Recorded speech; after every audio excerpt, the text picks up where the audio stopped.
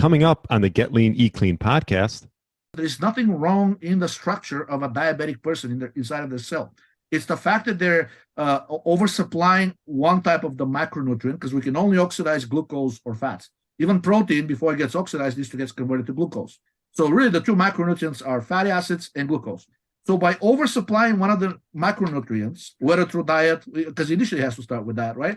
But eventually when you accumulate more fat and then you have higher than level baseline lipolysis, then you're crowding out the glucose from the metabolic machinery and it cannot get metabolized. And that's what presents, because this elevated glucose, since you cannot get metabolized, it results in higher amounts of insulin. And that's type 2 diabetes, basically. You're getting hyperinsulinemia, hyperglycemia, and hyperlipidemia. And these three together, I think, depending on how high your glucose is, can actually officially define type 2 diabetes. Hello, and welcome to the Get Lean, Eat Clean podcast. I'm Brian Gryn, and I'm here to give you actionable tips to get your body back to what it once was 5, 10, even 15 years ago. Each week, I'll give you an in-depth interview with a health expert from around the world to cut through the fluff and get you long-term sustainable results. This week, I interviewed independent health researcher Georgi Dinkov.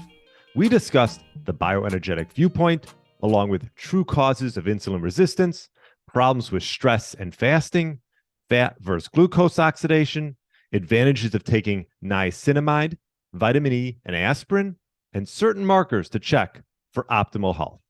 Really enjoyed my interview with Georgi. He has a ton of great knowledge, and I know you will enjoy this interview. So thanks so much for listening and enjoy the show. All right, welcome to the Get Lean, Eat Clean podcast. My name is Brian Gryn, and I have Georgi Dinkov on the show. Welcome to the show. Thanks for inviting me. Thanks for coming on. I'm a big fan. I've listened to quite a bit of your interviews all over. You've been on a lot of podcasts. I'm assuming you enjoy that. Yeah, I've been, used to be only with the one with Danny Roddy, but over the last year or so, I started getting a lot of other invitations. I enjoy it, but for better or worse, I have a day job, so that the whole thing with the biohacking is actually my hobby, which is probably why I enjoy that more. But my day job in the IT sector demands that I be at the customer side most days of the week, so I'll probably not be able to do as many podcasts as I used to. But that's fine. I put the message out there, and if people want to get in touch with me, they can follow my blog and learn more. Yeah, maybe tell people a little bit about yourself, your background. I know obviously health researcher and your day job's in IT, but what's your true passion and what have you been studying for the last, 10, 20 years now? More. I mean, basically, when I came out of college in 2002, it was just right after, actually during the dot-com crash. So my degree was in computer science. That's probably the worst thing you could have graduated with at the time. Nobody wanted to touch people with a proverbial 10-foot pole. Everybody was doing finance, economics, whatnot. So I desperately needed a job because I'm originally from Bulgaria, and after you graduate here, because I came from school, I was on a student visa. If you don't find a job after you graduate, you have to go back. So I just had to find something, and then I found a job as a programmer for a biomedical outfit called the National Biomedical Research Foundation, which is based out of Georgetown University, right on the campus. That's my alma mater too. So it was perfect, right out of college, could stay on campus, keep working. But the problem is it was just me and one or two other people that were doing IT. The rest were biochemists, doctors, neurologists, geneticists, etc. So I felt kind of out of place. And the other two IT guys, they didn't want to have anything to do with the people they were serving, they were programming for. They just did their job and left. But I wanted to learn more. So I kept asking, okay, what can I do? I kind of want to participate. When you guys go out for happy hour, you talk about these things that sound very interesting, but I don't understand any of them. They said, and the response was, well, if you're doing this out of passion, in other words, you just want to get the knowledge, you don't need to go to school for that. Even back in 2002, pretty much everything was already it was already online. You can get the knowledge more or less for free.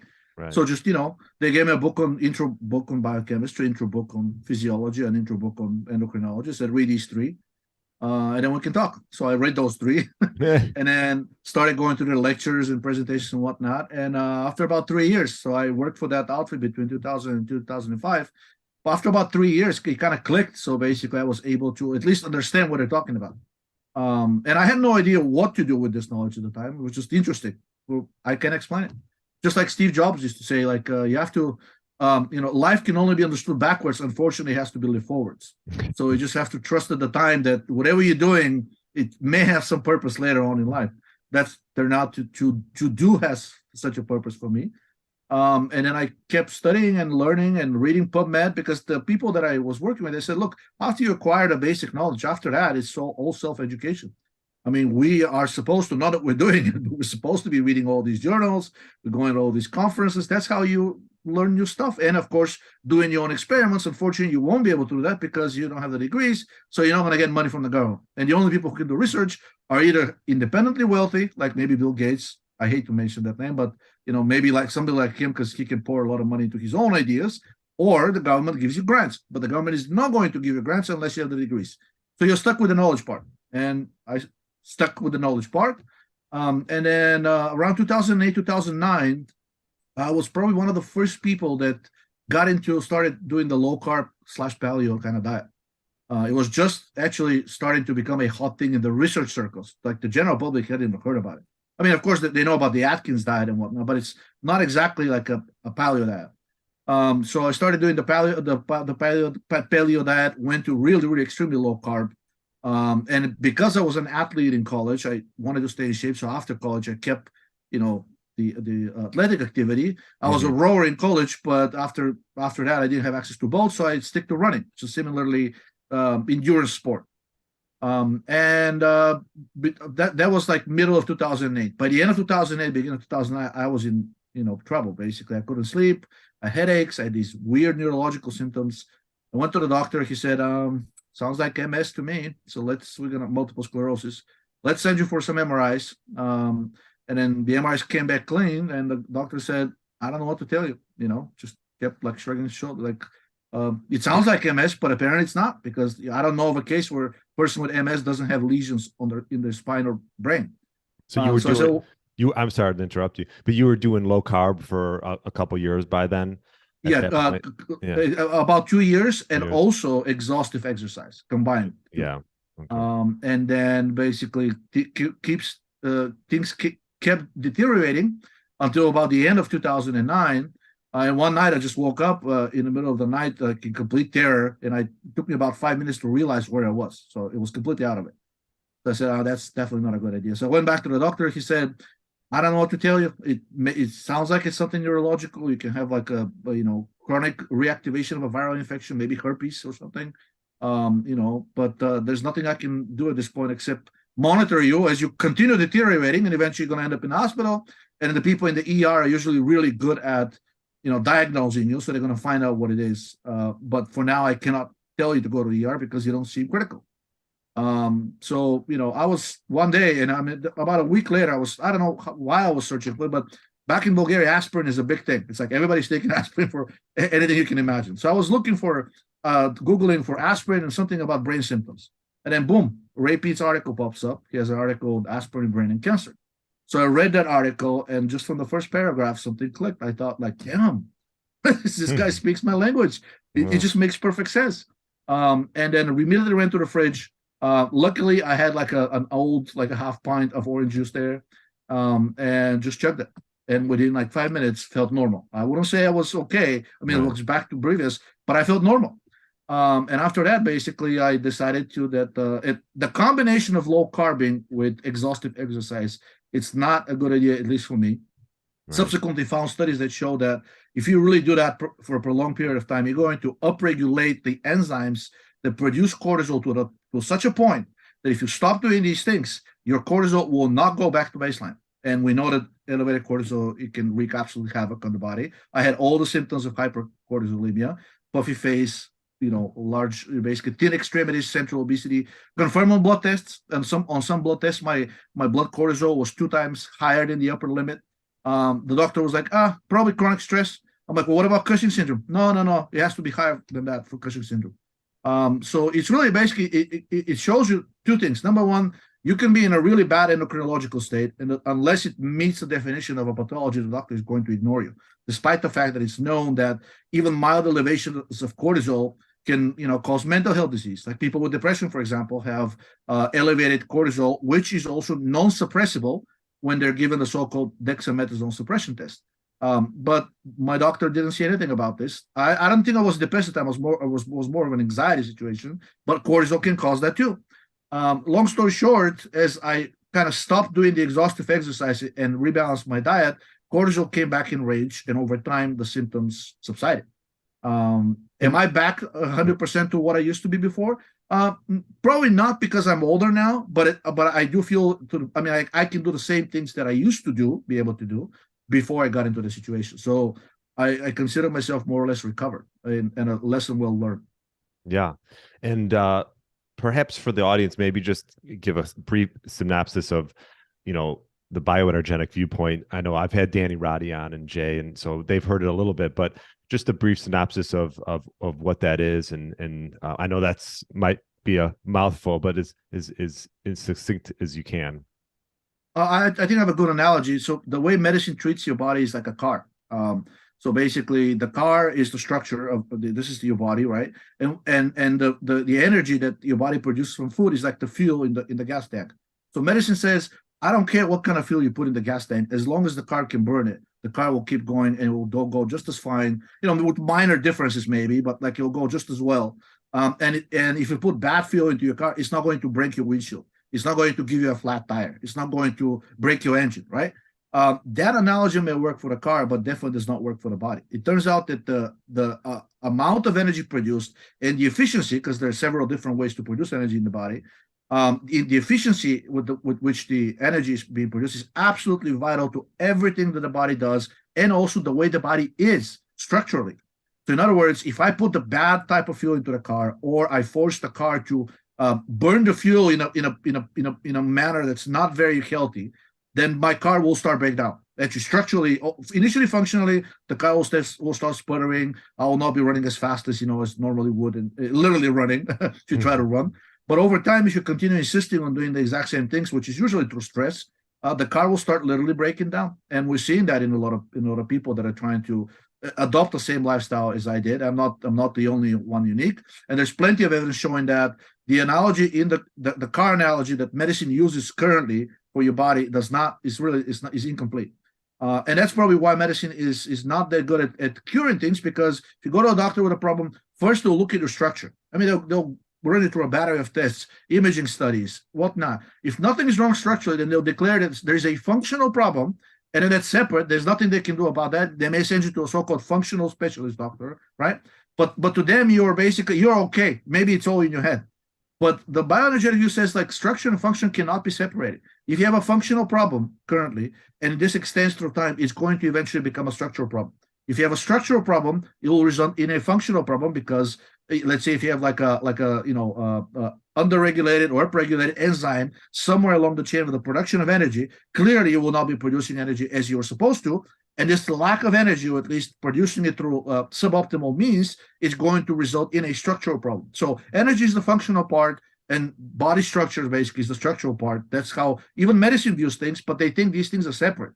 One does not affect the other, except the structure affects the function, but not the other way around.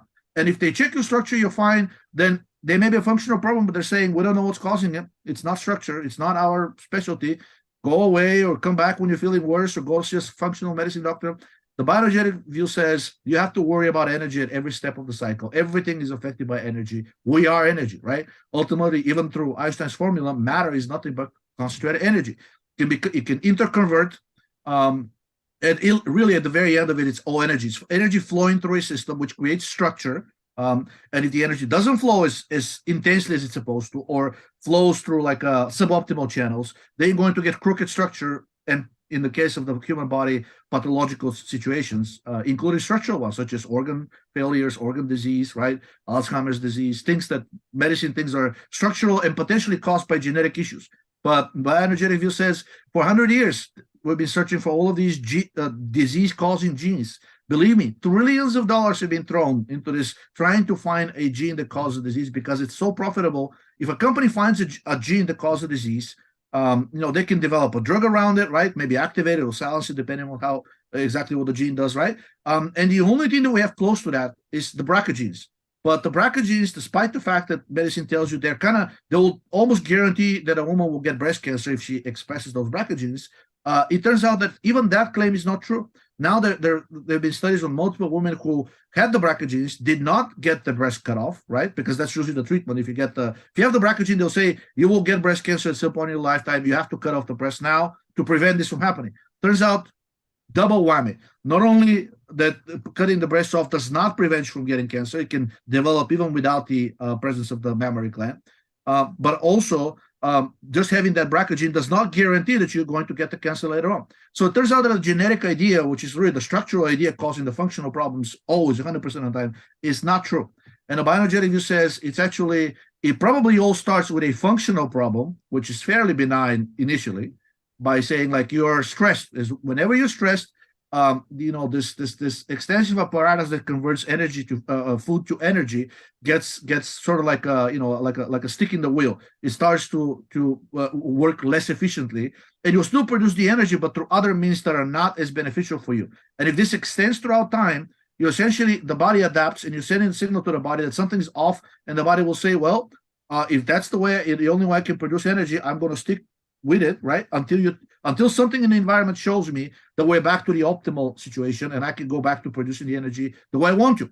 And the bioenergetic view says every disease that we know of, whether it's acute or chronic, ultimately stems from this, initially looking benign, interference with the so-called process of oxidative phosphorylation, which is fully oxidizing primarily glucose to carbon dioxide and water and ATP. If you interfere with that process in any of the steps, and if you do this for long enough, you're eventually going to get a problem. Several Nobel laureates actually stated this openly in regards to cancer. Otto Warburg, a Nobel Prize winner, and he gave his name to the infamous so-called Warburg effect. He was of the opinion that cancer is a metabolic disease. A metabolic disease is just another name for a functional disease. In other words, for a bioenergetic disease, cancer develops when something in the body interferes with the production of energy, and cancer is like a desperate attempt to correct that. But because the energy that's being produced in the body is not produced in the proper manner, cancer cannot differentiate back into normal tissue. So cancer is not an attempt to kill you. Cancer is an attempt to repair a problem under very suboptimal circumstances. And Otto Warburg was, up until he died, was of the opinion that if you can remove this oxidative phosphorylation defect, as he called it, then you should be able to cure cancer. He thought that there's something in the cell that goes wrong that basically causes this metabolic deficiency to occur. Modern medicine took this and said, oh, of course there is. It's genetic mutations. As we're aging, as we're living longer, there's a higher chance of a cancerous mutations happen somewhere. And once the mutation develops, there's no correcting it. It's irreversible. You just have to kill the cancer cell. Otto Warburg never bought into that. He always thought that it will be possible, it should be possible for cancer cells to revert back to normal. And to his credit, there are published cases many times of so-called spontaneous regression of cancer. Nobody knows how it happens and why it happens, but it is known, proven, that cancer cells can go back to normal. How and why, medicine doesn't like to speak about. Now, Georgi, I got to interrupt you here. I've listened to a lot of podcasts. You have a ton of information. You talk really fast. So I'm going to if I try to slow you down. Oh, sure. Okay. No problem. I apologize. Not everyone can retain like you can retain. I don't know how you do it, but either way. Okay. So let's touch a little bit on like insulin resistance. Okay. I mean, I've had, Dr. Ben Beekman on, I've had, Jason Fung. And a lot of times insulin is sort of demonized. High chronic insulin is sort of the scapegoat in all of this. What would you say the true cause of insulin resistance is? Oh, I would say accumulation of fat and then higher than baseline lipolysis. So, but both need to be present at the same time. I think there's I'm blanking on there's like a special tribe in the Caribbean. Actually, there's a subgroup of people living in the Caribbean islands. They're extremely obese, but they never developed diabetes and cardiovascular disease. And for a long time, the thought was that, of course, the magical gene is there. They're somehow protected by nature. They have this gene that's protected because these people should have type 2 diabetes. They're all obese to the level where this should be causing insulin resistance and worse, yet they don't. And when they finally did some measurements, they've been doing measurements for a long time, but because they were looking for genes, they didn't pay attention to the real simple stuff, which usually turns out to be correct. They noticed that they have a much lower level of so-called free fatty acids in the blood. And it's the free fatty acids in the blood that actually compete with glucose for oxidation through the so-called Rendo cycle. And whenever you have a relative overabundance of fatty acids versus the glucose, then the body will oxidize the fatty acids except other than the glucose. And this glucose basically starts to accumulate, and there are only a couple of things that can happen with it. One, because blood glucose levels are elevated, insulin rises because insulin says, oh my God, high blood glucose, I need to lower it. So insulin rises, right? But because the glucose cannot be metabolized, then basically the other two things that can happen is it gets wasted into lactic acid because the so-called path of glucose oxidation is blocked or at least inhibited by the high oxidation of fats, number one. Number two, it can get converted to fats through the process of fatty acid synthase, which insulin activates. So really, that's what happens. When you have an overabundance of fat in your tissues and also in your bloodstream critically, because it needs to be distributed in order to affect the entire body, then whatever glucose you consume, it's not going to get properly metabolized. So it'll get converted instead into lactic acid and fat. And this is actually a very common thing among people with type 2 diabetes. If you take a blood sample, you'll see that they have higher than normal levels of lactic acid. They have higher levels of triglycerides, which is what happens when you overconsume sugar that cannot be metabolized properly, right? And they also have higher levels of free fatty acids in the blood. There is a drug which is a derivative of vitamin B3. It's called Acipimox, ACIPIMOX. And basically, it works just the same way as vitamin B3. And what this drug does is lowers excessive lipolysis in the body. What lipolysis? Shredding of the fatty tissue to supply fatty acids to all the peripheral organs to metabolize for energy, right? So this means that if you lower lipolysis, the levels of free fatty acids in the blood will decline. And it's been shown multiple times that this drug given to diabetics or even normal people drastically lowers the levels of their so-called hyperlipidemia, high levels of free fatty acids, high levels of triglycerides, high levels of LDL, and even HDL, right? And also lowers the blood glucose levels. So I think to me, this is the most direct evidence that there is nothing wrong in the structure of a diabetic person inside of their cell. It's the fact that they're oversupplying one type of the macronutrient, because we can only oxidize glucose or fats. Even protein, before it gets oxidized, needs to get converted to glucose. So really, the two macronutrients are fatty acids and glucose. So by oversupplying one of the macronutrients, whether through diet, because initially it has to start with that, right? But eventually, when you accumulate more fat and then you have higher than level baseline lipolysis, then you're crowding out the glucose from the metabolic machinery and it cannot get metabolized. And that's what presents, because this elevated glucose, since it cannot get metabolized, it results in higher amounts of insulin. And that's type 2 diabetes, basically. You're getting hyperinsulinemia, hyperglycemia, and hyperlipidemia. And these three together, I think, depending on how high your glucose is, can actually officially define type 2 diabetes. Now, if this problem gets really extreme, if you really, really oversupply fatty acids, then you can get into something called diabetic ketoacidosis, for which the treatment can be lethal. I think it's like 20% lethality unless you immediately treat it.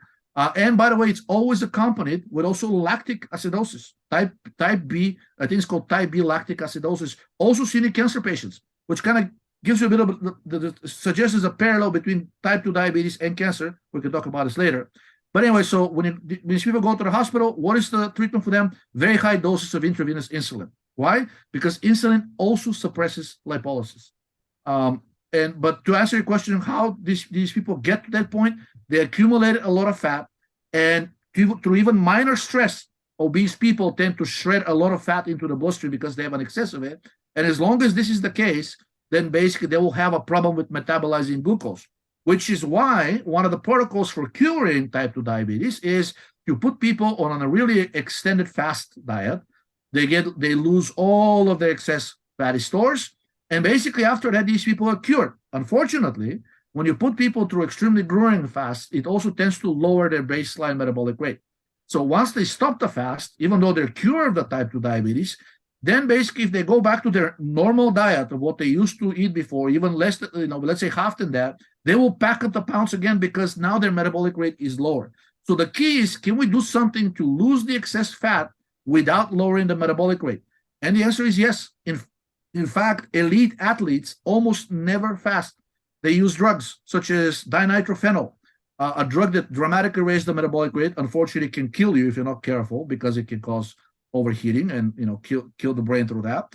Or steroids, also known as anabolic androgenic steroids, but at their core, if you look at what these steroids do, they're basically lowering lipolysis, blocking the effects of excessive cortisol and estrogen.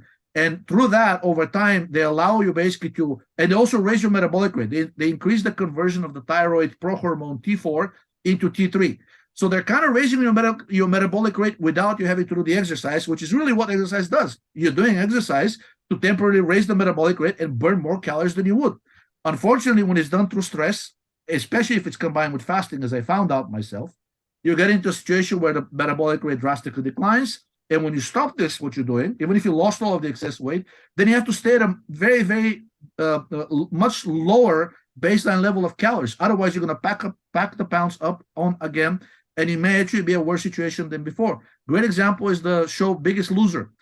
These people that basically went on their weight, a really ridiculous amount, 300, 400 pounds, they got put through this grueling diet and exercise.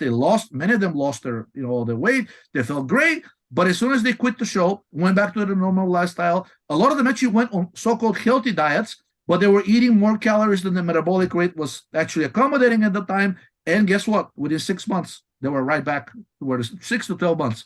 Not only that, they started overshooting their weight because now even at the lower amount of calories they're eating, with their lower metabolic rate, they actually could not burn even those fewer calories that they're now eating. All right. So the key is, so your main thought around cause of insulin resistance, chronic stress, and high fat, high PUFA. Exactly. Yeah, because the high fat is when you get it into your tissues. If it stays in your tissues, it's kind of okay, right? If it's PUFA, it's a problem. It's a problem because even in your fatty tissues, it can get under attack by the so-called reactive oxygen species that are always present because of metabolism. And by the way, PUFA itself, when it gets metabolized, can actually block the metabolic pathways and cause a lot of these. So it's a self-feeding cycle of creating reactive oxygen species. Unfortunately, these reactive oxygen species can actually attack the PUFA molecule and peroxidize it and create a number of toxic aldehydes, many of which are directly carcinogenic.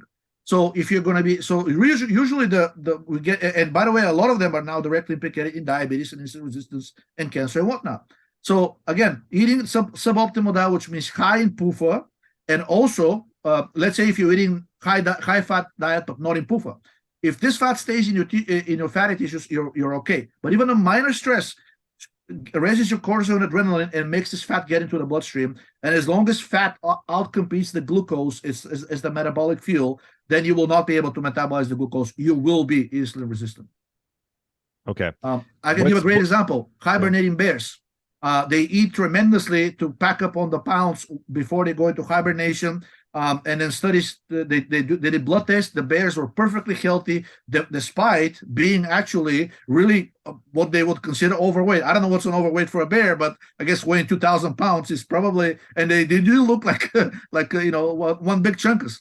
So after these bears go into hibernation, researchers would get into their den and periodically withdraw blood and notice that while the bear is in hibernation, because the bear is not eating anything, it's actually metabolizing the fat that is in the fatty tissue. The bears met all the requirements for type 2 diabetes. They had higher ketone levels, higher blood glucose, higher insulin, higher free fatty acids, everything, you name it.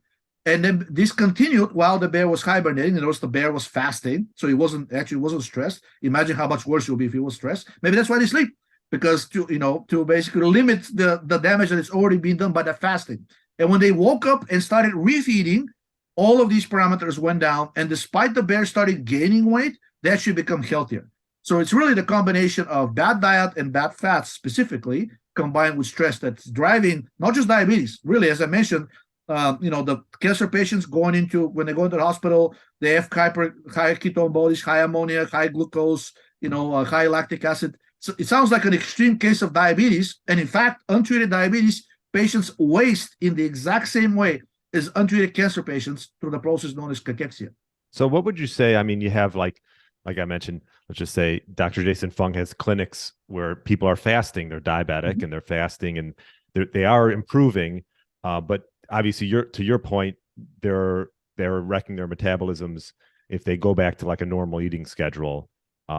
What would you say what would be your way of sort of solving that puzzle? I know obviously avoiding chronic stress and PUFAs and things like that. Is it just like healing the gut, becoming better at glucose metabolism? Like what would your clinic be like if, not a fasting clinic, what would it be? So if for people that are in particularly fragile health, because some people can tolerate the fasting and do just fine. But for people that are, let's say I will measure the steroids. If their DHEA for both sexes, if their levels of DHEA, which is the adrenal hormone, are good and they're up at 25% of the normal range, then I think these people can withstand a decent fast. I wouldn't do a full fast though. I would do probably at most intermittent fasting. And while they're fasting, I will take plenty of vitamin E, because since most of the fat stored in tissues will be PUFA, when that gets released, all hell breaks loose because of the peroxidized byproducts of this PUFA, and also its normal metabolism, and some of its metabolites such as prostaglandins and leukotrienes, right?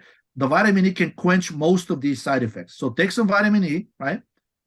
Take some niacinamide, which actually increases the levels of the cofactor NAD+, and that is vital for metabolizing both fats and glucose. Is niacinamide, is that vitamin B3? Yes, but there's several forms, right? There's niacin, which is the flush version. I don't recommend that because the flushing is caused by histamine and serotonin. You don't want those released into the bloodstream because it's a sign of, it can cause an inflammatory reaction. Niacin gets these things out of the platelets, so makes the platelets release the histamine and serotonin, and that's not a good thing. In fact, some very beneficial drugs are doing the exact opposite, stimulating the uptake of serotonin and histamine into the platelets, and by this actually curing depression. So not niacin, but niacinamide. There's another one recently over the last couple of years. It's a commercial product. One company is pushing. It's called nicotinamide riboside. There's a company called Chromadex that's running clinical trials with it. And up until last week, there was also another version called nicotinamide mononucleotide.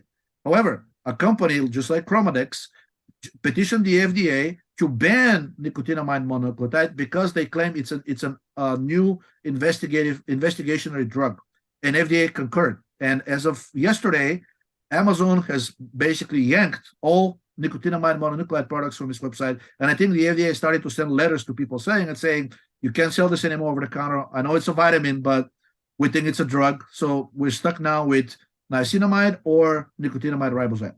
So 300 to 500 milligrams daily, I think is plenty. Or niacinamide. So your clinic, you say, for an individual, they can do some fasting, just intermittent, right? Like, what would you say, 12 to 16 hours, something like that? I think that's fine. That's fine if that's the healthy individual, right? So for those, and I'll be taking those things to prevent the damage that the circulating fat will be causing. So you would take vitamin E, niacinamide, and aspirin. And aspirin. Okay. Yeah, those three, I think, to me, will be the triad that should negate most of the bad side effects of the polyunsaturated fats. Maybe taking a spoon of coconut oil. I know it kind of breaks the idea of fasting, but it's not that many calories.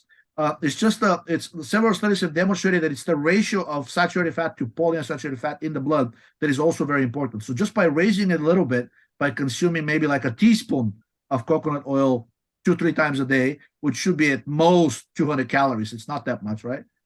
That should also greatly mitigate the damage. Now, for people that are fragile, and I do have a great study for that, people with Cushing disease, as everybody knows. When you say fragile, I mean like diabetic or? Yes, diabetic already, or like if you look, and by the way, these are not mutually exclusive. If you look at their endocrine profile, these people have a very low level of DHEA.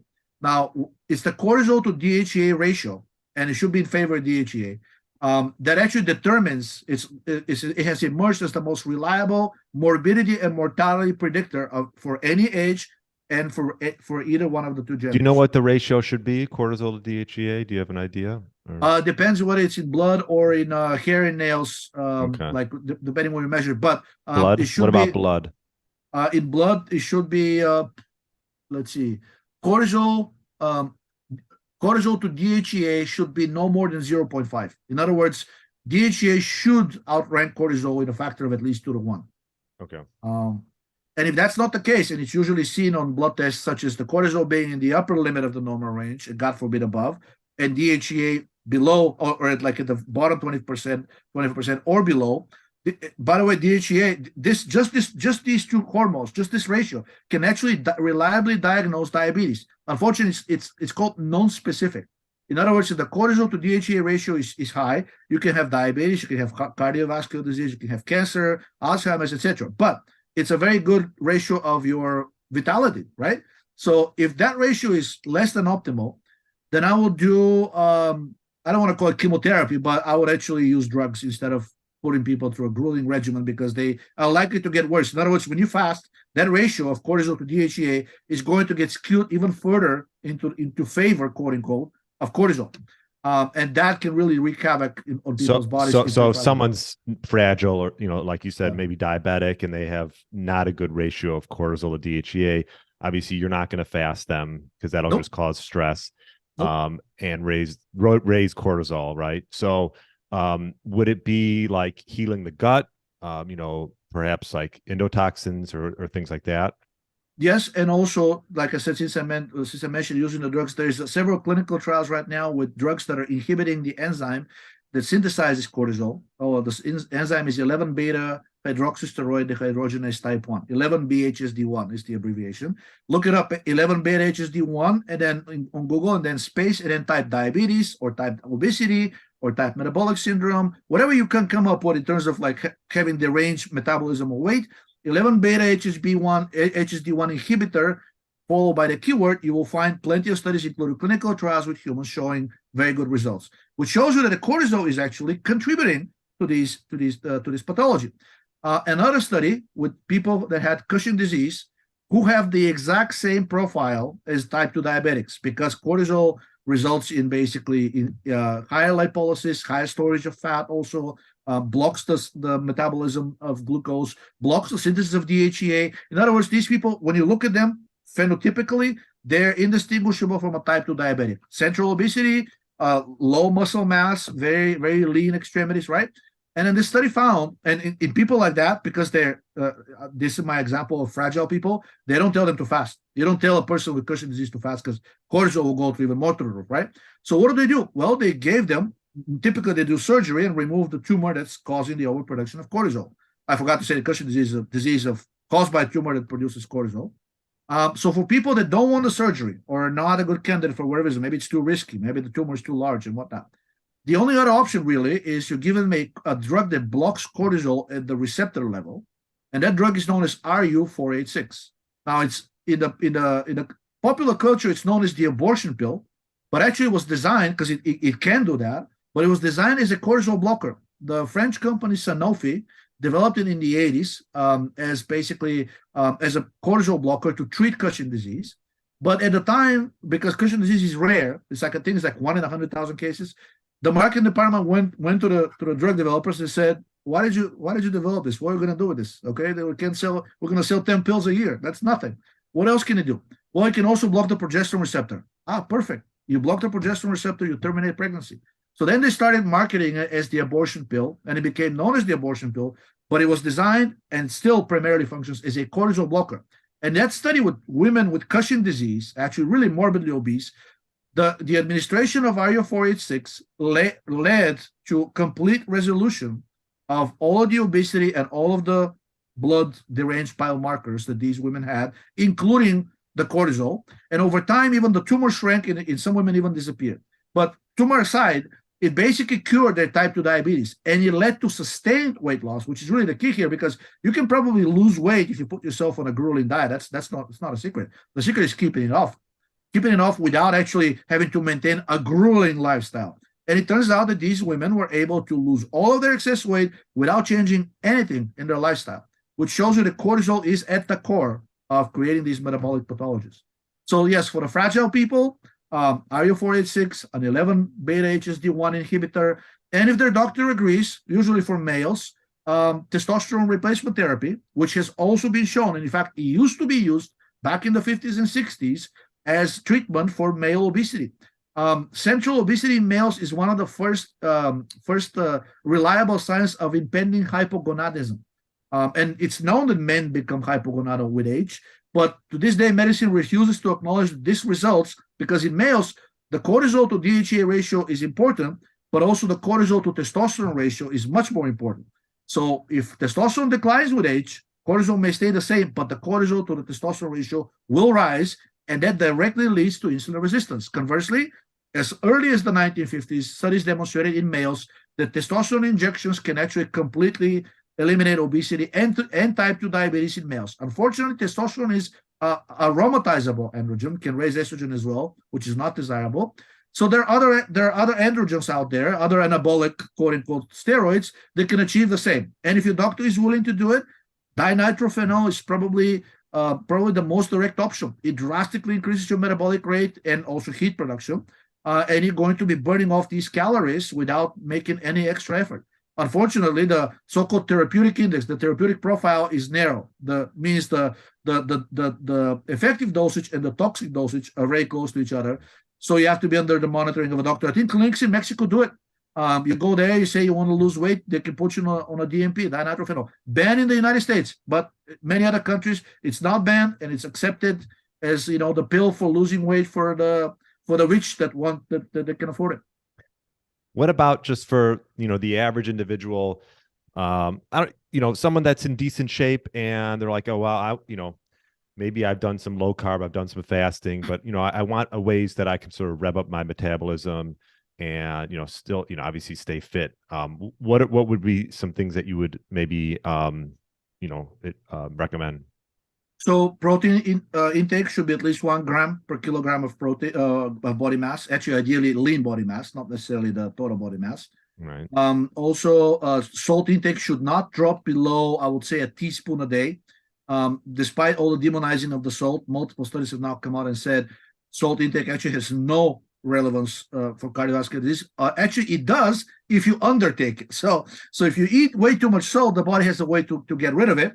But if you're eating too little, that can actually cause serious problems through raising of something called aldosterone, which is a hormone, which is a salt-retaining hormone. So when you don't eat enough salt, the body says, oh, I need more. So even if you eat a little, I'm going to retain all of it. And the way it does this is through this hormone aldosterone, which is known to cause heart disease when it's elevated in the long run. So eating salt. Okay, go ahead. Yeah. I was just going to say, you said 1 teaspoon of salt. That no seems less like, than, no I less was going to than say that teaspoon. seems like a little bit. I thought you would actually say more. Well, that's on top of what's already in the food. I'm saying right. So Right. make sure so eat it to taste.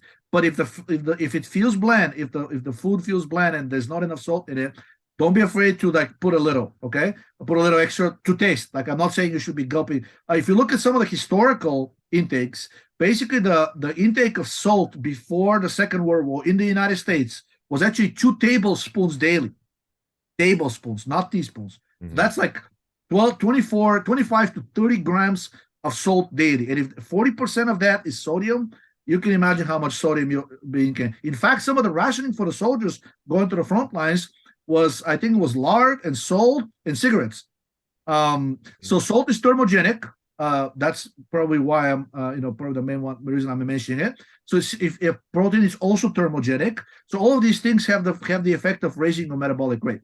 In other words, trying to get you to burn calories without doing this through stress, which is what the exercise will do. Also, concentric exercise. Lifting weights is mostly concentric, but also has a strong eccentric portion as well. And I've heard you mention this before, and it's interesting because I'm in this space, and you hear a lot about how eccentric is actually can be beneficial to help build muscle for hypertrophy, yes, but not for mitochondrial biogenesis. Okay. So that is correct. Right. But I think it's people simply, like both versions are correct, but because one side does not explain that, okay, you want to get big muscles, that's fine. Eccentric is the way to go. But if you want to burn more calories, is basically you want more mitochondria per cell. And the thing that creates more mitochondria per cell is basically by doing the concentric exercise, which is contracting the muscle with a load and then relaxing it without a load. So what does this mean? Okay, when you're doing the biceps curls, I'm not recommending it, but just an example. Then you drop the weight on the ground, right? And then you pick it up. You'll be kicked out of the gym real quick. What about the deadlift? Don't they do that often? Like they actually lift it up and then they drop it. Yes. Okay. Yes. So you can do that. Okay. So you don't like the eccentric per se. Because, I would keep it at a ratio of at least 3 to 1 in favor of the concentric. I know it cannot be completely eliminated when you're doing weights. So you shouldn't become orthorexic in regards to your gym habits. You should just be mindful of what you're doing. But you can do some things that are mostly concentric to compensate. Let's say you're doing a regular gym, right? I think most people climb some stairs. Most people enjoy doing concentric more. The eccentric, I personally think is the most difficult. Because controlling it slow on the way down is not so easy. So people don't really like to do that anyways. So I think that one builds core strength. It's the control of the weight coming down, and a lot of people need that core strength, and it's fine. It's just not necessarily good for the muscles that are doing that at the time. But if you want to do your normal weight routine, that's not a problem. I'm not saying it's a bad thing. I'm saying that you can add some more mostly concentric to compensate, such as climbing stairs, pushing something heavy like those heavy tires that the football players push, right? Biking is concentric if you don't overdo it to the point where you actually start to burn fat, because also swimming is mostly concentric. Things like that, basically so when you do climbing the stairs, you climb the stairs, but then people are like, well, what about coming down the stairs? That is eccentric. So what I do personally, I go to the metro in DC. I know what you do. The elevator. I heard you say that. I know. So you take the stairs and take the elevator. It's like when I was in Israel. I climbed Masada. My wife and I, we went all the way up, and then we took the trolley back down. So yep. Okay, so we got plenty of things. Okay, protein, sugar. I'm sorry, sodium, salt, right? Yeah, sodium. Sugar in a ratio of to protein of at least 2 to 1. Probably not more initially if you're trying to lose weight. So when you say sugar, best forms through like fruit or like ideally fruit and honey. Multiple studies have shown that if you consume honey, it does not result in hyperglycemia even in insulin resistant people. I don't know what it does and how it does it. It's got to be something in the honey that's there. My guess is the polycosinols, and there's probably some steroids in the honey that we don't yet know about. But honey seems to be perfectly fine for diabetic, even for diabetic people. Fruit is great. And if you have to eat starches, just make sure that they're well cooked starches, and let's say potatoes, at least something that I would go for, because they also contain keto acids, which not only have a muscle building effect because they combine with ammonia in the body to form amino acids de novo, but also have like an insulin sparing effect as well. So when you're consuming potatoes, even though they're pure starch, and you should be raising your blood glucose levels as much as, say, the same amount of white rice, multiple studies have shown that potatoes that don't actually do that. And there's some guesses. Potatoes are high in potassium. About 80% of the insulin of the glucose disposal apparently is due to potassium, not to insulin. It's been known since the 60s. When you cook the starches, are you cooking them in saturated fat? Yes. Is that butter is great? Like coconut oil is great. Beef tallow is great. And if you want I've read they've been experimenting with an oil called Moringa oil, which, even though it's a seed oil, actually has almost 0% polyunsaturated fats. Remarkable oil, Moringa oil. Look it up. Okay. And it's you can get it refined, so it doesn't, because it, like all seed oils, if you get it unrefined, it's got this very strong nutty taste. So depends whether you like it or not. Do you recommend, that, let's just say, that pretty healthy individual, like the things we're talking about, to eat every, do you recommend, if they want to do a little bit of fasting, that's fine, or should they be, eating every 4 hours, or what are your thoughts on that? Depends on their fragility. I would really have to do I would recommend doing the hormonal profile. If your hormones are okay, you can handle 1 meal a day and then skip 2. I don't think that would be that much of a problem. But if you're at the point where you're basically watching your meals and you're still gaining weight and you're doing all these things that the doctor is saying, and you exercise it, but you keep expanding, especially if you're retaining water, that's already a sign that cortisol and estrogen are probably much higher than optimal. And then stressing yourself further is not going to improve things, in my opinion. Right. So the fat, just as we mentioned initially, try to avoid polyunsaturated fats as much as possible. Those are the seed oils, with the notable exception of Moringa oil. And then olive oil is good. I just wouldn't overconsume it because it's about 10 to 12% polyunsaturated fat. But having a tablespoon, 3 times a day with the salad is fine. I don't think it's a problem. And then butter, beef tallow, sheep fat if you can get it. Do you eat like a carrot a day?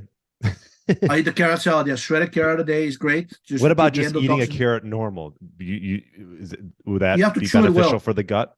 Okay. Yes, it's still beneficial. The shredding increases its basically surface area, so it acts like charcoal. You know, the reason charcoal is so good at absorbing things is because it's got the really tiny particles, and if you add up their surface area, it's basically apparently like the equivalent of a football field in a single capsule. So the more you shred the carrot, the more you increase its surface rate, and then when you chew it up, you usually make it into this mush, and it doesn't have as much of a surface area as the shredded one. Either way, whatever makes you feel, but insoluble fiber is really the key here. Because it basically binds a lot of the endotoxin that is produced in your gut, and also a lot of the root vegetables that are that we're consuming, carrot being one of them. Turnip is another very good one. Because they live on the ground. What did you say? Turnip. Oh, turnip. I thought you said turmeric. No. Yeah. Oh, turmeric is also very good. It's another root thing. And it's got this actually curcumin that is in the turmeric, and the gingerol, which is in ginger, which is also a root. These things apparently developed evolutionarily to protect the root from a number of different bacteria and fungi, which we have in our gut as well. So they actually have a direct antibacterial and antifungal effect aside from their insoluble fiber effect, which is to kind of clean the gut out from the endotoxin. So really keeping the gut clean, keeping the microbiome under control, keeping the endotoxin production and absorption under control, and just keeping bowel transit as short as possible, to the point where you should be absorbing the nutrients, but anything after that is basically exposing you to this now decayed food, right? So bowel transit should be you should be going to the bathroom ideally at least once a day. Yeah. There's some variations on that. With aging, that frequency declines, and there's some studies suggesting that increasing that frequency through laxatives actually has very good effects on insulin resistance, on brain health, on reproductive system. Some studies suggest good effect even for Alzheimer's disease, which shows you that whatever's happening in your gut outside of digestion is probably not good for your health. So after you absorb the foods and you process them and get whatever you need to get out of them, they should be going out of you as soon as possible. Now, I've heard you talk about this with a few interviews regarding muscle meats, and you want to sort of balance that out with collagen, sort of a 1-to-1 ratio, because maybe perhaps because the 3 amino acids that you want to sort of keep an eye on. That's what, tryptophan, cysteine, methionine, and tryptophan. Tryptophan is the only one that is directly carcinogenic. And probably one of the reasons why, if you look at tryptophan contents of various foods, that's the rarest amino acid in nature. Not many organisms tolerate it, and that's probably why. Methionine is a metal donor and also directly suppressive to the thyroid. A study with humans demonstrated if you drop methionine intake to 2 milligrams per kilogram daily, which means for a 200-pound person, just to make it easy, that's 200 milligrams total of methionine daily. So normally we consume several grams. So this means drastically lowering methionine intake reversed obesity and diabetes. It was a human study. So plenty of methionine in the muscle meats, and also unfortunately plenty of methionine in many of the grains. Another reason not to overdo on the grains. Grains. So for someone that's having for example, like ribeye, is there a decent amount of collagen in there, or would I have to probably take something? Ribeye's fine. Filet mignon is the worst. I know it's like a lot of people. My wife likes filet. She's not gonna like to hear that. What about skirt steak? Skirt steak, I think, is really good. It's very tough, but also it's got the most amount of collagen. And ideally, actually, you know what? If you don't want to deal with any of that, burgers. Because all of the burger producers, they try to keep the amount, ironically, of the amount of meat inside a burger to as low as possible. They're throwing all kinds of other stuff in there. Some of it doesn't sound very appetizing, but a lot of it's collagen, right? Well, I think ground meat's a great option. First of all, it's less expensive, and we get ground meat all the time from Force of Nature, which is a really they put organ meats, and that was my other thing is organ meats are testicles, heart, liver, kidneys, very good. What about desiccated thyroid as a supplement? Is that something I know you talk about that? Okay. I think it's great if you can get the chicken or turkey necks from the butcher that have not had their thyroid removed. It used to be the case that it was always there, but then they wisened up, and now some of the butchers are removing the thyroid and selling it separately to all of these companies that are selling these products. But if you go to the butcher and say, hey, listen, I need 20 chicken or turkey necks or duck necks with the thyroid still in there, and you know the butcher, he or she should be able to accommodate you, and it makes for great soup, very, very metabolically stimulating soup, even if you drink just a cup of it. Fish head soup is another one. You can go to like a Southeast Asian restaurant. I think they love they do a lot of fish head dishes. Some of them are fermented, I don't particularly like, but the fish head soup is great, and actually I can sense the thyroid because it's raising my temperature. Do you measure your temp and pulse? Yeah. Not every day because I kind of like, I mean, I've gotten to the point where I can feel when something is off, right? And I need to do something about it. So if I feel fine in the morning, I don't feel the need to do it. And I think that's actually a pretty good gauge. If you're having a health problems and you start doing something about it, and you start losing interest, you're probably on the right track. Because if you're not, the problem is going to keep persisting. You will keep it into your mind. So if you get to the point where you're basically like, okay, I understand, with aging, we're going to have more problems, but by and large, I'm feeling fine. But then on certain mornings or certain evenings or something's going on, you have a stressful situation at work or home, you feel like you're getting jittery, you're cold extremities, sign of basically stress hormones release, right? Then you probably need to do something about it. So what I do, maybe twice a week, I would measure underarm temperature, and I measure pulse as well. And in the morning, I would like the underarm temperature to be at least 97 degrees before eating, and the pulse to be 75 or above. And after eating, I would like to see the pulse go above 85 and the temperature to go above 98 or 98 or above. Okay. Yeah. I talked a little bit about that with Danny. And then what about, I know you've talked about this thermodynamics, sort of this calories in, calories out model that people, there's a lot of people in the health industry that just talk about, oh, if you're in a slight calorie deficit, everything will work out. But is that technically going to just lower your metabolic rate?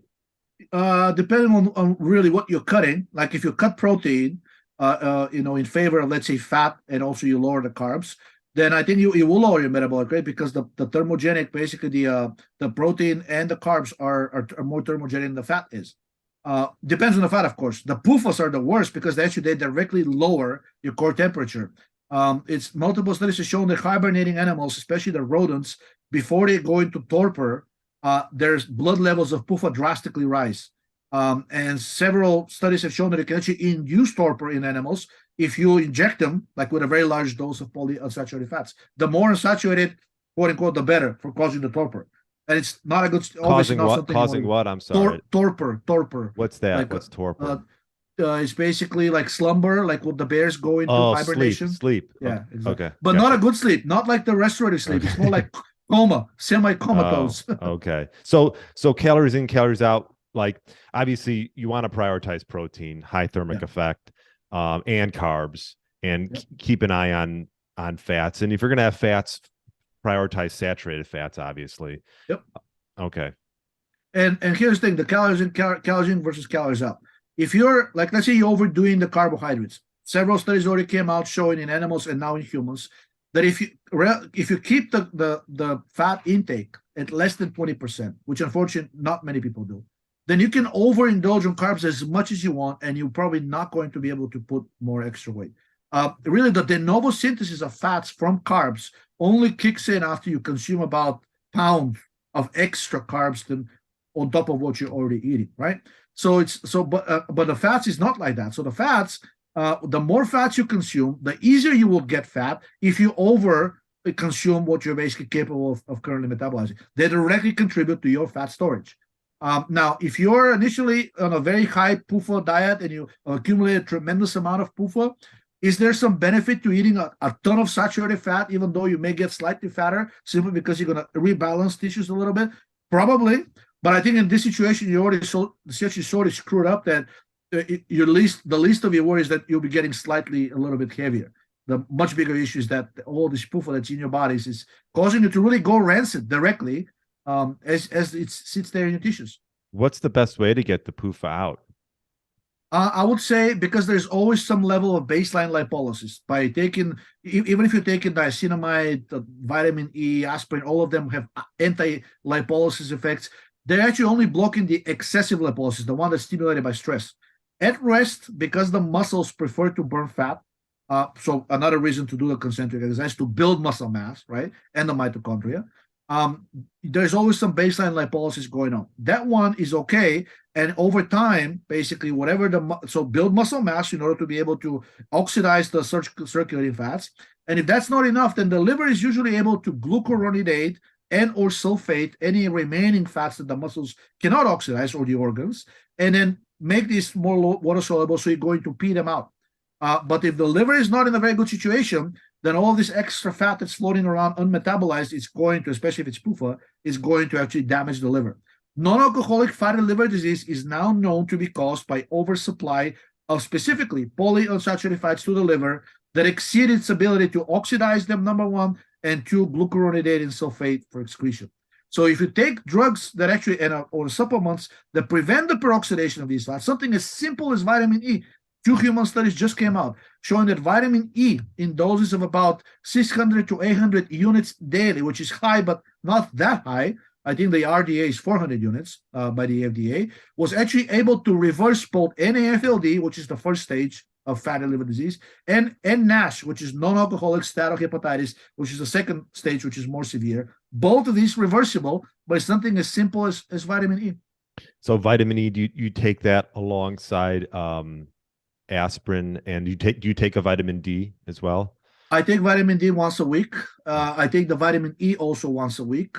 Just once a week. Okay. Yeah, they're fat soluble. So if you're like I said, if you're not, unless you're really, your vitamin E needs are determined by two things: your PUFA intake and your stress levels. If you're going to be fasting and or exercising.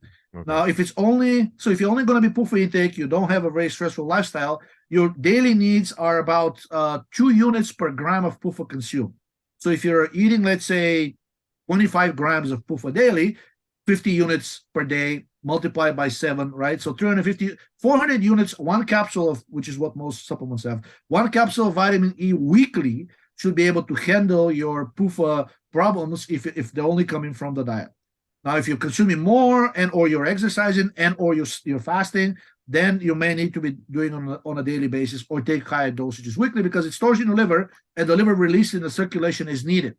So it really depends, whatever is more convenient for you. Like I said, I got to the point where I kind of feel when things are not going well and I need to take measures.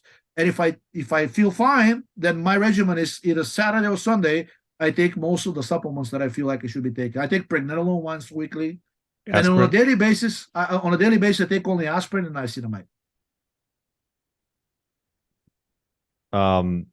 One capsule aspirin and then one capsule of 250 milligrams niacinamide.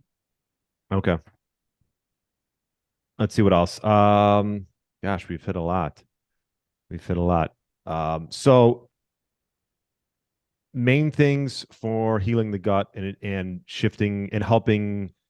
I mean, that's, I think, one of the things that fasting can do for some people is sort of give you gut relief, right? Sure. Yeah. You're producing a lot less endotoxin, actually none. Yeah. And then removing irritating foods. Yes. That sort of damage the gut barrier, right? But I think most of the stuff that people have problems with the food is after they've already compromised their gut barrier. The gut is very good at handling a lot of irritating substances. I think most people will recognize that when they were younger, they could eat very spicy foods, really crappy foods, and it will just go right through. It will not make any much of a dent.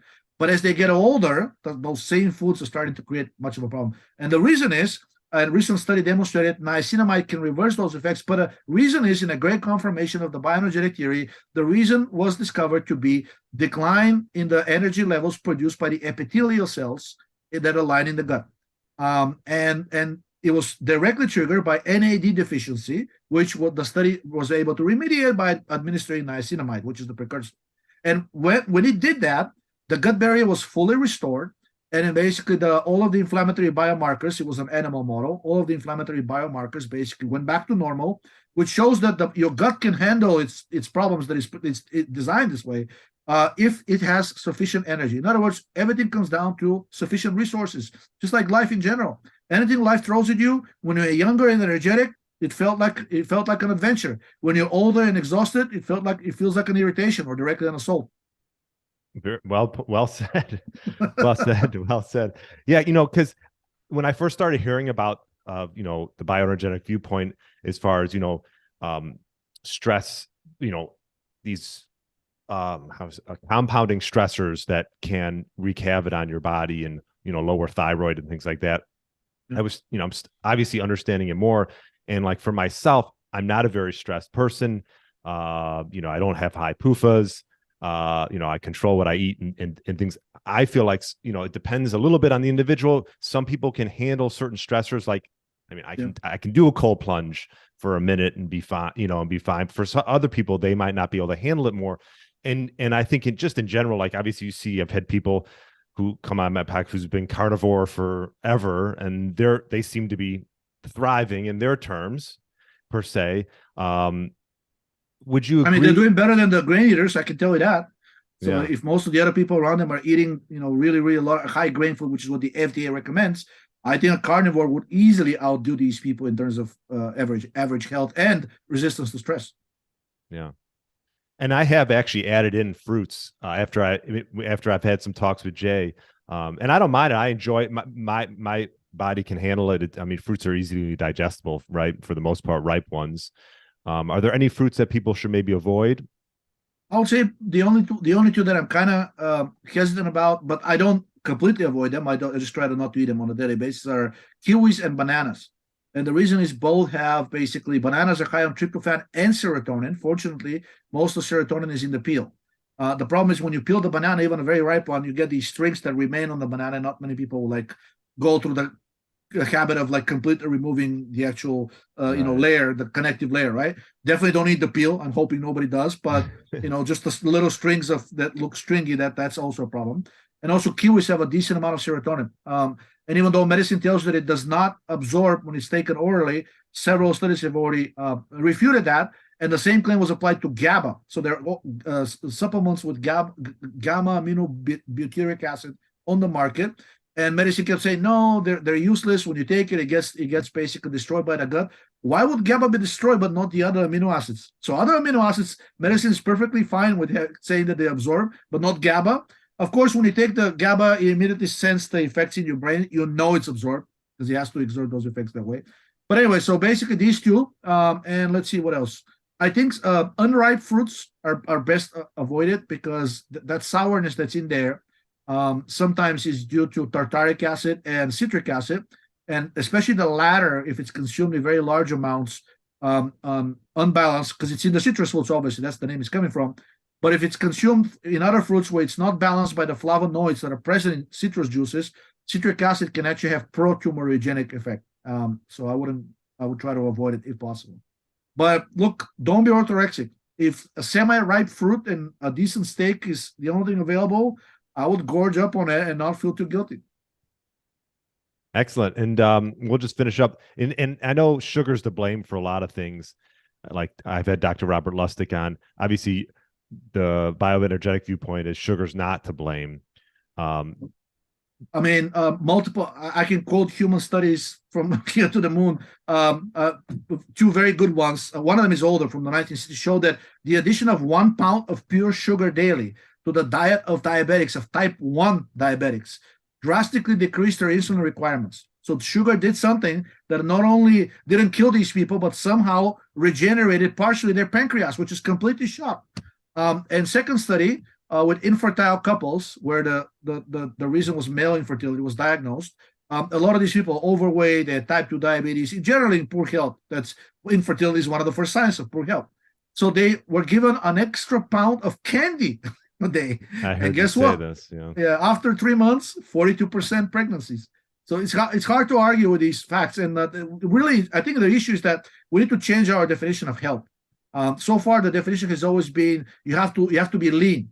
But multiple studies have demonstrated that there's a difference between people who have always been lean and people who are only remaining lean due to chronic stress, which they exert on themselves through dieting and exercise. The latter is not healthy. In fact, there's this thing called the obesity paradox, which I'm sure you may have seen. There's a special Wikipedia page about it, showing that in a number of people, and I'm sure it's those that are actually normally not naturally lean, it's better for these people to actually be overweight and even obese because they fare better, even in acute diseases such as COVID-19 or cancer, chronic cancer or diabetes or surgery, anything that threatens the life of these people. if they're in their natural state, when they have more energetic resources, even though they're in the form of fat, these people seem to be doing better. No arguing that the naturally lean person is probably the healthiest, because if you're naturally lean, chances are you have very good metabolic rate, without counting calories, of course. I'm not saying it's just naturally lean. People like you were when you were a child,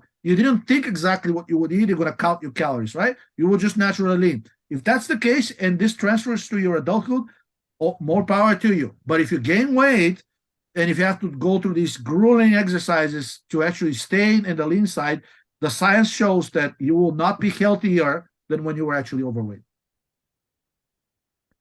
Yeah, I see it. And you know what? I think that, our society with Instagram and everyone's got to have this perfect body. I think health is definitely more than just how you look, right? Like I talked to Danny about that, how you feel, like you mentioned, like let's just finish the podcast with what markers should individuals. I know you mentioned cortisol to DHA, you mentioned testosterone to DHA, cortisol to testosterone in males, to testosterone. Any other markers that you think individuals right off the bat should just get measured? Progesterone to estradiol for females. That's a very good one. In blood, that ratio should be at least 200 to 1 in favor of the progesterone. And unfortunately, most of the women that have sent me results that invariably the reason they email me because they have health problems, their ratio is not only less than 200 to 1, sometimes it is even in favor of estrogen. And that's terrible. Basically, these people are in a state of estrogen dominance, and estrogen it was admitted by the NIH, was officially put into the Hall of Fame, quote unquote, as a known human carcinogen. It really gets me every single time I see a doctor on TV says, "Oh, a woman in menopause should be using estrogen." How, when you're now officially saying it's not probable, known human carcinogen? What else? I think cholesterol is actually a very good gauge of your overall metabolic health. Cholesterol levels rise with age, and the reason is your metabolic rate declines. So the conversion of cholesterol into downstream hormones drastically declines. So cholesterol should be below, I think the 200 limit is not bad, but just because you lowered your cholesterol with statins does not mean you got healthier. Right. Now, if you didn't take statins but you change your diet and cholesterol declined, then chances are you're more on the right track. Vitamin D, very good predictor of overall health as well. There seems to be an optimal range between 30 and 50. Anything above 50 seems to increase the overall mortality rate, non-specific, and anything below 30, just across the board, basically both mortality and morbidity. In fact, I think there was a study that showed that no type 2 diabetic person was ever found that had optimal vitamin D levels. They were either in the deficiency or insufficiency range. So between 30 and 50 for vitamin D. So we got cholesterol, vitamin D, progesterone to estrogen ratio for women, cortisol to DHA, cortisol to testosterone. Carbon dioxide in blood is also a good measure because it's an inversely correlated to lactic acid. So usually they measure by carbonate, but it's a good surrogate.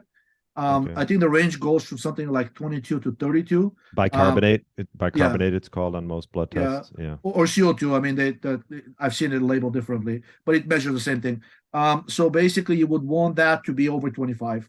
That means conversely that your lactic acid is in the lower range of the normal. You can do a direct test for lactic acid. In fact, if you do a test for pyruvate and lactate, the pyruvate to lactate ratio is a very good biomarker of your overall oxidative state. And it's very low in diabetics because they overproduce lactate. They under-metabolize the pyruvate, which is coming from glucose. And it's also, this ratio is a very good determinant for pretty much any kind of chronic disease. Cancer patients, heavily in favor of lactic acid.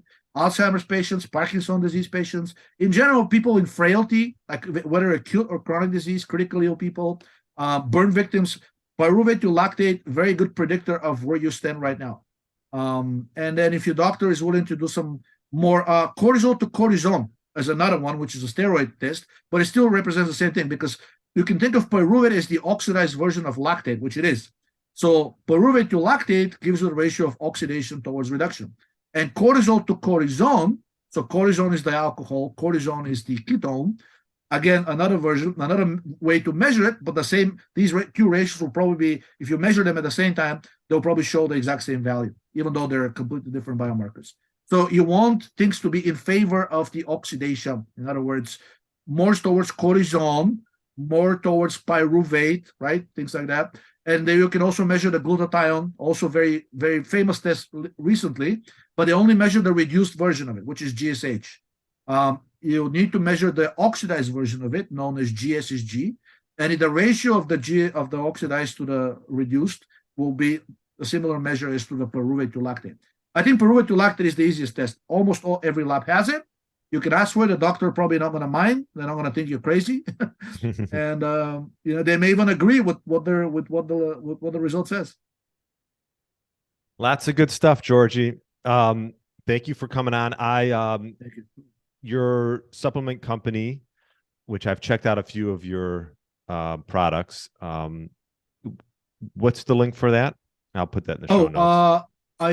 So the company is called Idea Labs. Yeah, that's right. As in labs for ideas, right? So yeah. Idea Labs, and because we're in DC, the website is idealabsdc, one word, .com. And is one of them? I know they have sort of different names. That what's the one? Is there a vitamin E? Do you have a vitamin E? Yeah, Tocovit. Okay. Tocovit, because the name, the original name for vitamin E was tocopherol. And Tocovit is basically the vitamin E, but spelled differently. You got to come up with distinguishing name. Otherwise, just say vitamin E is not good. It makes you think. You're like, wow, yes. I think that's it. Okay, so Tocovit. Is there any other ones that you're like, wow, that might not be a bad thing to add to the routine? I know, we've talked vitamin K, very important. Not many people know, but vitamin K is, which is the quinone, spelled with a K, because vitamin K is a quinone, similar to coenzyme Q10. It's just a naphthoquinone, not a benzoquinone. Vitamin K is actually approved in Japan as a drug for preventing and treating osteoporosis. Recently, there have been calls to approve vitamin K based on animal studies as a hypogonadal treatment for males. It was shown that just giving vitamin K to even elderly organisms like rats or rabbits restored their testosterone production back to normal, back to youthful levels. And the way it did that is help import cholesterol directly into the mitochondria and metabolize it to the steroids. And we know that this process is becoming less effective with age, which is why cholesterol rises. Vitamin K was able to reverse that process. So no need to take steroids, no need to do testosterone replacement therapy. You may be able to do it with vitamins alone. Okay, so the quinone, is that something you take every week? Yes, if I feel the need. There's basically a test you can do for a carboxylated osteocalcin. It's not a very well-known test, but I do this a couple of months, and mine is usually above the upper limit of normal, because I used to take hefty doses of vitamin K. So I take 45 milligrams once weekly. That's my take. And if you want to do the minimum, studies show that 1 milligram daily is basically the minimum that is required to increase the carboxylation of osteocalcium, which is the process for taking calcium from your diet and your soft tissues and dumping it into the bones. That's what you want. You don't want calcium to be in the soft tissues, right? So 1 milligram daily was the minimum effective dosage that basically kind of kickstarted this process. And some studies show that you may not need more than 5 milligrams daily, because beyond that, they couldn't see a statistically significant increase in that process. The approved dosage in Japan as a drug is 45 milligrams daily, but keep in mind, these people are already very sick and very old.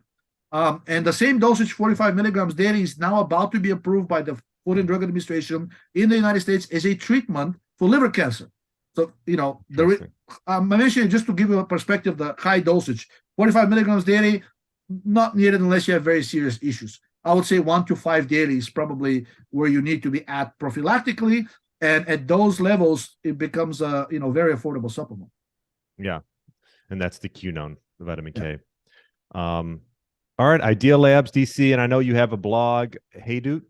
Heydut, yes, that's how I write online. Heydut.me, M-E, and that feeds into Twitter, which is twitter.com/Heydut, and whatever I post on the blog goes from Twitter, and it gets retweeted, and or I get torched by the people that dislike me.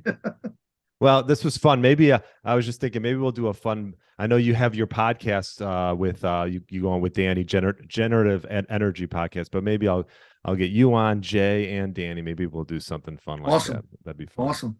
Sounds great. All right. Well, thanks for coming on, and enjoy the rest of your day. Thanks for inviting me. Much appreciated. Thanks for listening to the Get Lean, Eat Clean podcast. I understand there are millions of other podcasts out there, and you've chosen to listen to mine, and I appreciate that. Check out the show notes at briangryn.com for everything that was mentioned in this episode. Feel free to subscribe to the podcast and share it with a friend or family member that's looking to get their body back to what it once was. Thanks again, and have a great day.